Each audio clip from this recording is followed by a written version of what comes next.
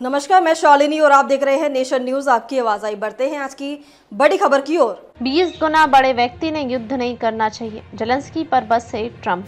कहा 3 लोगों की वजह से मारे गए लाखों लोग। यूक्रेन के शहर सुमी में सोमवार को हुए रूसी हमले का पूरी दुनिया में विरोध हो रहा है। सुमी पर इस रूसी स्ट्राइक से कम 35 लोगों की जान ली है, लेकिन अमेरिकी राष्ट्रपति ने एक बार फिर वोलोदिमीर जेलेंस्की को इस युद्ध का दोषी ठहराया है और कहा कि उन्हें लाखों लोगों की मौत के लिए रूसी राष्ट्रपति व्लादिमीर पुतिन और जो बिडेन के साथ जिम्मेदारी साझा करनी होगी। साथ ही उन्होंने रूस के साथ युद्ध की शुरुआत को जेलेंस्की की बेवकूफ़ी बताया और कहा कि 20 गुना बड़े व्यक्ति से युद्ध नहीं करना चाहिए। जेलेंस्की के साथ साथ ट्रंप पूर्व राष्ट्रपति जो बाइडेन पर भी बरसे हैं। डोनाल्ड ट्रंप ने अल साल्वाडोर के राष्ट्रपति के साथ बैठक के बाद युद्ध में मारे गए लाखों का जिम्मेदार पुतिन, जेलेंस्की और बाइडेन को बताया है।